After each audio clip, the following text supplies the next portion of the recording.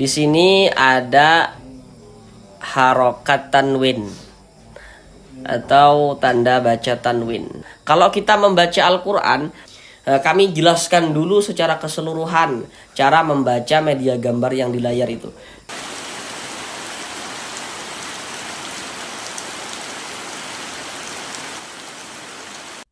Assalamualaikum warahmatullahi wabarakatuh. Jika memiliki permasalahan, belum lancar di dalam membaca Al-Quran, kemudian belum memahami ilmu tajwid, sehingga tidak percaya diri ketika membaca Al-Quran, mari belajar mengaji Al-Quran di channel ini.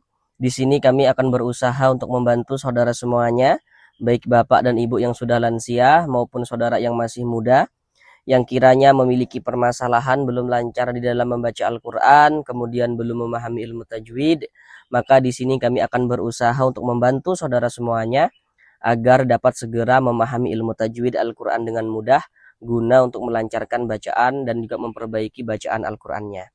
Dengan penjelasan tajwid yang akan kami jelaskan dengan pelan-pelan, ditambah media gambar dalam penjelasannya, semoga saudara semuanya, bapak dan ibu, dapat langsung dengan mudah dalam memahami ilmu tajwid Al-Quran. Baiklah, tanpa perlu berlama-lama, mari kita mulai belajar mengaji Al-Quran kita.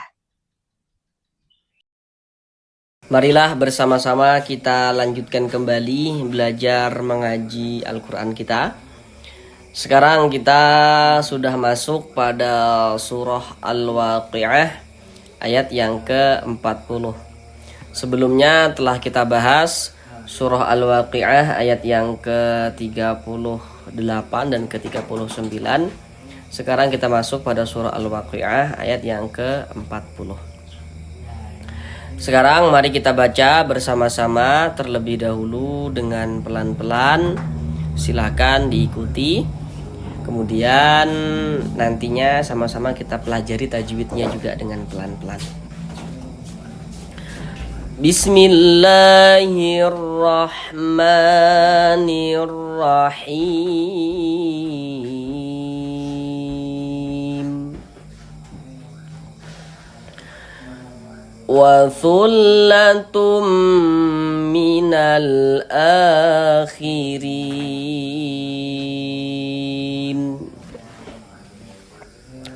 Sekarang mari sama-sama kita bahas tajwidnya dengan pelan-pelan.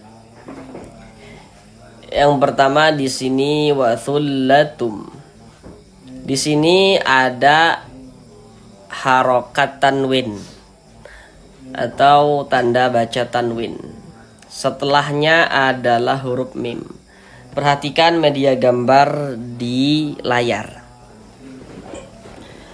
Kami jelaskan dulu yang sebelah panah itu kan ada tak bacaannya di situ, nun sukun garis miring tanwin.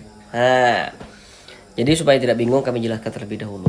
Jadi setiap kita mengaji Al-Quran, kemudian kita bertemu dengan huruf nun sukun atau bertemu dengan salah satu tanda baca tanwin. Seperti yang kita lihat, tanda baca tanwin atau harokat tanwin itu bentuknya ada berapa di situ? Ada 3 kan? Baris 2 miring di atas huruf itu namanya fathatain atau tanwin fathah. Kalau baris 1 kan fathah, kalau baris 2 menjadi fathatain atau tanwin fathah. Nanti ada baris 2 di bawah huruf letaknya. Itu namanya kasrotain atau tanwin kasroh. Dan yang satunya itu namanya dhammatain atau tanwin dhammah. Dan yang seperti kita temui ini namanya dhammataini atau tanwin dhammah. Jadi begini, setiap kita membaca Al-Quran, nah, kemudian setiap bertemu dengan huruf nun sukun atau bertemu dengan salah satu harokat tanwin, maka di situ akan terjadi hukum tajwid. Jadi di mana ada nun sukun atau di mana ada tanwin, maka di situ terjadi hukum tajwid. Untuk menentukan hukum tajwidnya itu, perhatikan huruf setelahnya. Jadi setelah nun sukun atau setelah tanwin itu ada huruf apa begitu. Ketahui hurufnya, maka kita bisa menentukan hukum tajwidnya. Contoh seperti ini. Tanwin, setelahnya adalah huruf mim. Nih. Huruf mem ini yang harus kita ketahui. Seperti yang kita lihat pada media gambar di samping itu, huruf mem termasuk huruf idgham bi gunnah. Jadi, kalau ada nun sukun atau tanwin bertemu dengan salah satu daripada 4 huruf yang di samping itu, maka hukumnya adalah idgham bi gunnah. Cara membaca idgham bi gunnah yakni dengan cara memasukkan ya atau meleburkan, kemudian digunnahkan, disertai dengan gunnah. Jadi yang dimasukkan tadi itu apa, yang dileburkan tadi itu apa, begitu kan? Bunyi tanwinnya ini dia masuk ke huruf mim atau melebur ke huruf mim, sehingganya ini kita baca wasullatum. Tum, jangan dibaca wasulatun, jangan, tapi dia masuk melebur ke huruf mim. Kemudian di bagian tumnya itu suaranya itu kita tahan, kita panjangkan sejenak, kita panjangkan sebentar, kita gunnahkan sepanjang 2 harokat. Wasullatum, tum, dipanjangkan sebentar. Tum minal, minya pendek ya, tumnya yang kita panjangkan sebentar tuh. Tum minal akhirin. Di sini ada alif lam, setelahnya huruf hamzah. Nah, bagi yang belum tahu, kalau ada huruf alif ada tanda bacanya. Ini huruf alif nih, ada tanda bacanya. Huruf alif itu kalau dia memiliki tanda baca, maka itu adalah huruf hamzah. Jadi huruf alif ada tanda bacanya, ada harokatnya, ada barisnya. Huruf alif itu yang memiliki harokat ya, atau memiliki tanda baca, atau memiliki baris, apapun penyebutannya. Intinya dia tuh memiliki tanda baca. Huruf alif yang memiliki tanda baca, maka itu bukan huruf alif, tapi huruf hamzah. Jadi huruf hamzah itu bisa juga ditulis dalam bentuk alif yang memiliki tanda baca seperti ini. Maka ini alif lam, setelahnya huruf hamzah. Kalau kita membaca Al-Quran, setiap bertemu dengan huruf alif lam, maka di situ akan terjadi hukum tajwid. Ini huruf alif lam yang letaknya jejer begini. Ini huruf alif lam, ini huruf alif, ini huruf lam, maka dikatakan alif lam. Pokoknya kalau ada huruf alif lam di situ akan terjadi hukum tajwid itu. Kalau tidak alif lam qamariyah ya alif lam syamsiyah hukumnya seperti itu. Perhatikan media gambar yang di samping itu ya, yang di layar itu. Alif lam bertemu dengan huruf hamzah. Coba diperhatikan itu ya. Huruf hamzah itu termasuk salah satu daripada huruf qamariyah kan. Maka kalau ada alif lam bertemu dengan salah satu daripada 14 huruf yang di samping itu, maka hukumnya adalah alif lam qamariyah. Alif lam qamariyah itu disebut juga dengan izhar qamariyah atau izhar qamari. Karena cara membaca huruf lamnya itu dia dibaca izhar, dibaca jelas huruf lamnya nih. Minal, huruf lamnya itu terbaca. Kalau alif lam syamsiyah itu kan dia huruf lamnya tidak ada tanda bacanya, diidghamkan. Tapi kalau alif lam qamariyah, huruf lamnya ada tanda bacanya, terbaca dia. Minal seperti itu. Maka alif lam qamariyah itu disebut juga dengan izhar qamariyah atau izhar qamari. Minal seperti itu terbaca kan. Jadi kalau ada huruf alif lam letaknya jejer, ada huruf alif lam nih letaknya jejer. Huruf lamnya itu ada tanda sukunnya. Itu alif lam qamariyah tuh. Ada alif lam letaknya jejer, huruf lamnya ada tanda sukunnya, itu berarti alif lam qamariyah. Minal akhirin, a dibaca panjang. Ini namanya adalah mad badal. Namun sebelum itu perhatikan terlebih dahulu media gambar di layar. Kami jelaskan dulu secara keseluruhan cara membaca media gambar yang di layar itu. Di situ kan ada bacaannya rumus mad tabi'i atau rumus mad asli. Perhatikan yang di rumus 1. Di rumus 1 yang warna hitam. Huruf ya sukun, huruf sukun itu disebut juga dengan huruf mati. Huruf sukun dengan huruf mati itu maksudnya sama. Jadi kalau ada huruf ya sukun, sebelumnya ada harokat kasroh, maka huruf yang memiliki harokat kasroh dibaca panjang. Jadi huruf mad itu dia ada 3. Yang pertama tadi huruf ya sukun sebelumnya harokat kasroh, nah itu huruf mad itu. Kemudian yang nomor 2 huruf waw sukun yang 2 warna hitam, rumus 2 warna hitam. Huruf waw sukun sebelumnya harokat dhammah. Jadi kalau ada huruf waw sukun sebelumnya harokat dhammah, maka huruf yang memiliki harokat dhammah dibaca panjang. Nah, jadi huruf mad yang pertama tadi huruf ya sukun sebelumnya harokat kasroh, huruf mad yang kedua huruf waw sukun sebelumnya harokat dhammah. Nah, kemudian huruf mad yang selanjutnya yang di nomor 3, rumus 3 warna hitam, huruf alif sebelumnya harokat fathah. Jadi kalau ada huruf alif sebelumnya harokat fathah, maka huruf yang memiliki harokat fathah dibaca panjang.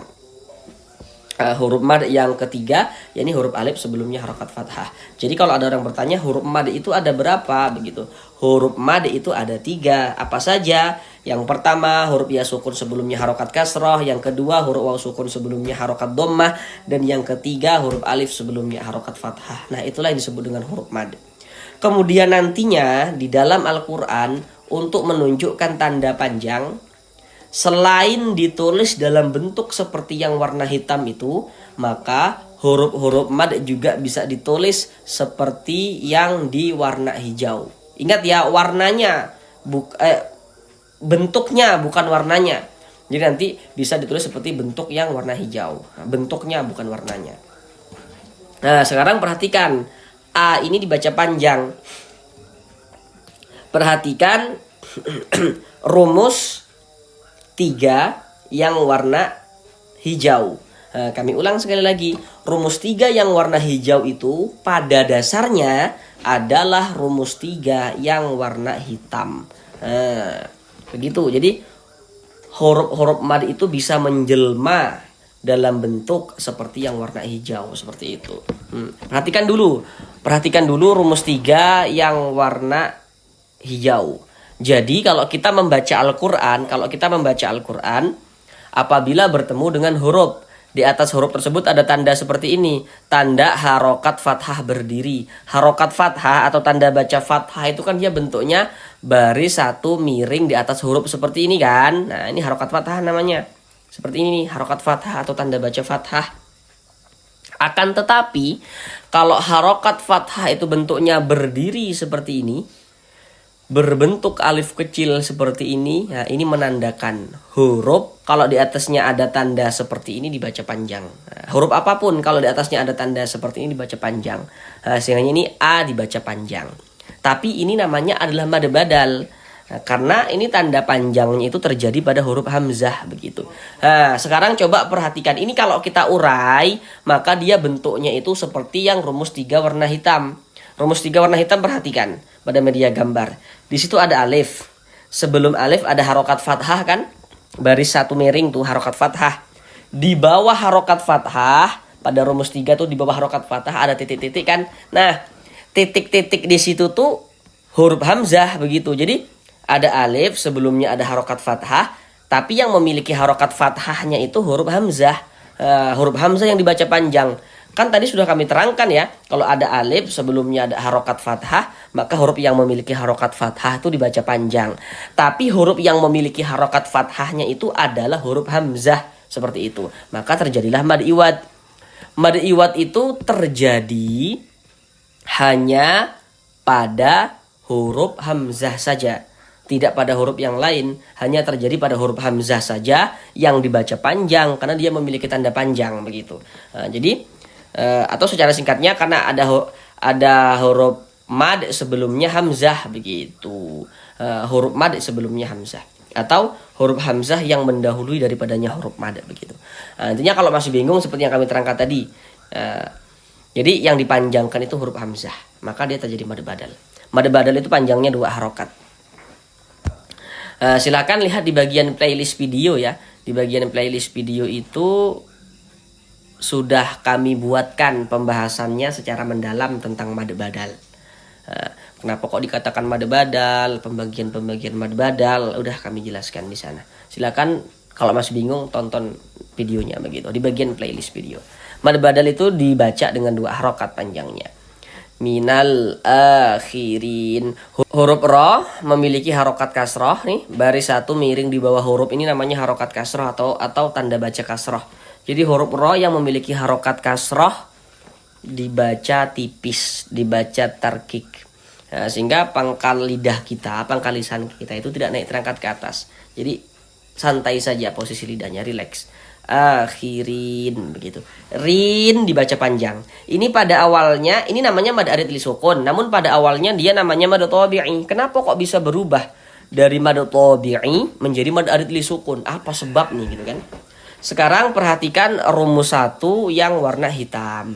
Jadi kalau kita mengaji Al-Qur'an, kita lihat-lihat, kita perhatikan. Kalau bertemu dengan huruf ya, ada huruf ya, ada tanda sukun, huruf ya sukun. Jika sebelum huruf ya sukun ada ini, ada harokat kasrah, ada huruf ya sukun, sebelum ya sukun ada harokat kasrah nih. Sebelum tuh berarti yang berposisi sebelah kanan kita. Jadi ada huruf ya sukun, sebelah kanan huruf ya, berarti ini kan sebelah kanan kita. Ada huruf ya sukun, sebelah kanannya ada harokat kasrah, maka huruf yang memiliki harokat kasrah dibaca panjang, sehingga ri kita baca panjang. Pada awalnya dia mad tabi'i sesuai dengan rumus 1 yang warna hitam itu. Kemudian mad tabi'inya itu bertemu dengan huruf yang kita sukunkan. Bertemu dengan huruf yang kita sukunkan. Ri ditambah huruf yang kita sukunkan. Nah, di sini yang kita temui huruf nun di sini yang kita temui. Tapi dia bisa huruf apa saja, cuma di sini yang kita temui huruf nun begitu. Maka ri ditambah huruf nun yang disukunkan dibaca rin. Mad tabi'inya bertemu dengan huruf yang kita sukunkan, maka berubah menjadi mad arid li sukun. Mad arid li sukun itu panjangnya dia boleh 2 harokat, boleh 4 harokat, boleh juga 6 harokat. Yang terpenting konsisten dalam sekali bacaan. Jadi maksudnya itu kayak gini. Kalau misalkan kita membaca Al-Qur'an ya, jika mad arid li sukun kita baca 2 harokat, maka semua mad arid li sukun yang kita temui itu kita baca 2 harokat semuanya. Kalau kita baca 4 harokat panjangnya, maka semuanya kita baca 4 harokat panjangnya begitu. Tidak boleh dia selang-seling, harus konsisten antara atas dan bawah seperti itu. Pokoknya harus konsisten, tidak boleh selang-seling. Huruf yang kita sukunkan mana? Huruf nun. Ini kalau kita berwakaf di huruf nun kita baca akhirin. Jangan dibaca akhirina, jangan. Tapi dibaca akhirin. Huruf nunnya kita sukunkan, kita matikan. Mengapa begitu? Jadi kalau kita membaca Al-Qur'an, kemudian kita tuh berwakaf, berhenti kita tepat di huruf yang tidak dibaca panjang, hurufnya kita sukunkan. Ini kita membaca Al-Qur'an, berhenti kita di huruf nun. Di sini huruf nun yang kita temui untuk di sini tidak dibaca panjang. Tadi apa kami katakan? Kalau berwakaf ya atau berhenti di huruf yang tidak dibaca panjang, maka hurufnya kita sukunkan. Sehingga ini kita baca akhirin seperti itu. Kemudian di sini ada tanda wakaf, bentuknya itu huruf qaf dengan huruf lam. Ini bermakna al-waqfu aula. Jadi maksudnya itu berwakaf lebih utama. Jadi kalau menemukan tanda wakaf seperti ini, yang lebih utamanya itu kita berwakaf dulu, kita berhenti dulu, ambil napas, baru lanjutkan lagi bacanya. Itu lebih utama. Nah, sekarang mari kita ulang bersama-sama sekali lagi dari awal.